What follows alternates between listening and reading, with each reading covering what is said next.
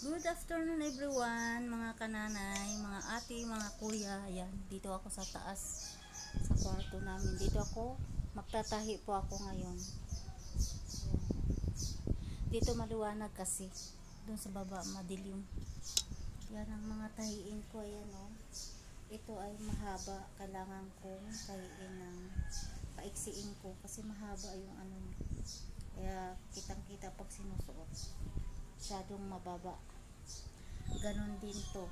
Yan. Mga pambahay na damit. Ito lang nakita ko dahil marami pa ko dapat hain. So, saka ito sobrang luag, sobrang laylay na siya. So, gawaan ko ng paraan na lumiit man lang. Yan. So, kamay-kamay.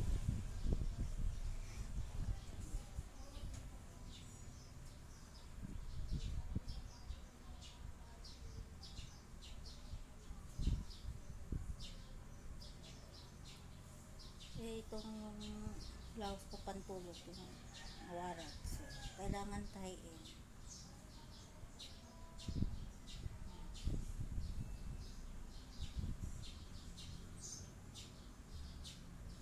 Kailangan marunong kang manahi para yung mga tas-tas ay matahi. Hindi na kailangan pumunta sa mananahi.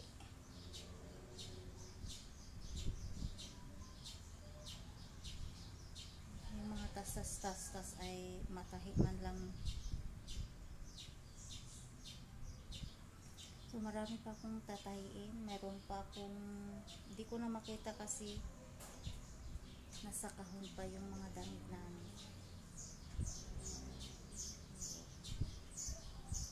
Hindi ko pa makita yung mga puputulin ko. Papalitan ko ng zipper.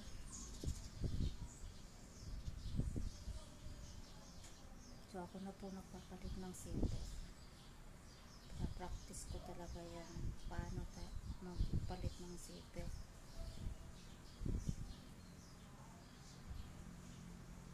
May mga lost grade na rin kasi ako mga zipper sa pants na salang magbukas pag sinusuot mo.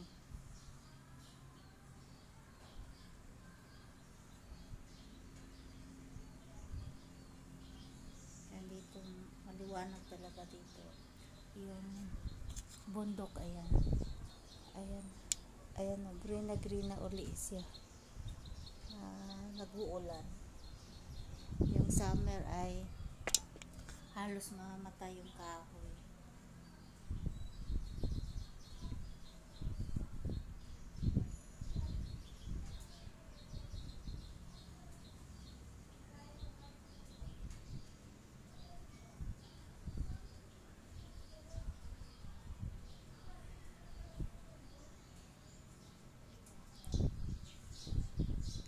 Ito, hindi ko na kailangan siya putulin.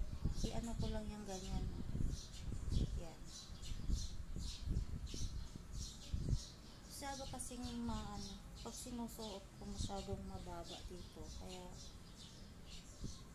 kailangan kong tayiin dito. Yan. Hindi ko na lang siya putulin kasi hindi naman ganun ka taas. Nandyan lang hanggang taas pag ganun ang ano ko. So kailangan ko puti muna. Maya na yun. Itim.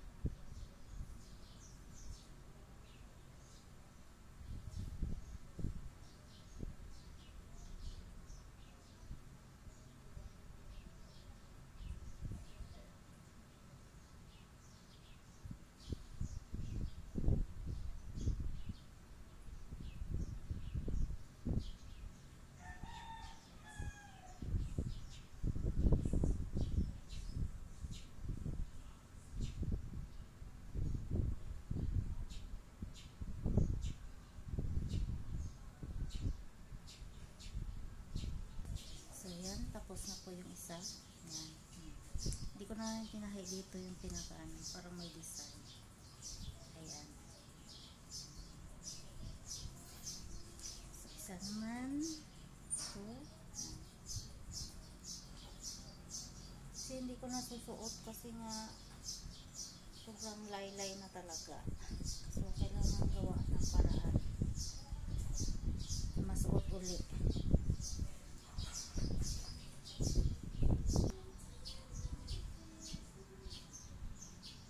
So, ito medyo mahaba ang ano.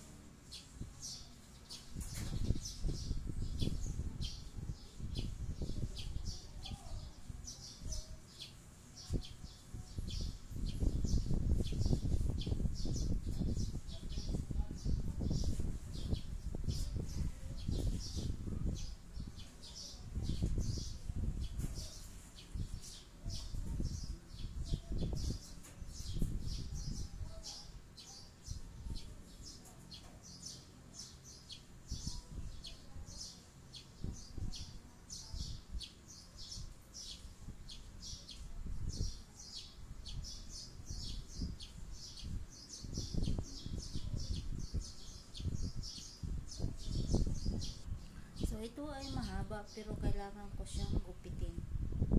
Kasi makapal po pag hindi siya magupit. Ayan. Kailangan putulin. Tsaka ako siya lagyan ng aging. Aging talaga.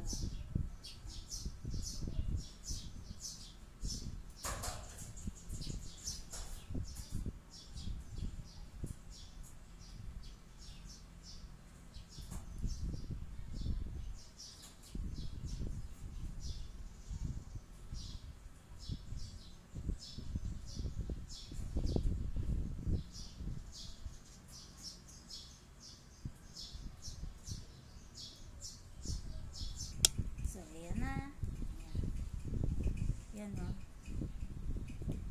Kahit ko with aging, kita niyo po mga kamari. Yan. Lagyan ko po ng aging kasi pag hindi po nilagyan ko yan, matatas-tas. Yan. Maiksi na siya. Gawaan ng paraan ng mga damit para masuot uli. So, ito yung pinakalas. Grabe oh. Grabe ang laylay niya. Kalaki-laking ano sa balikat. Pag sinusuot yan. So, gawaan ko ng paraan na masuot ko. Kahit man lang suot ko yung pag naghatid sundo kay Tia. So, thank you for watching everyone. Happy Thursday. Tuesday pala. God bless us.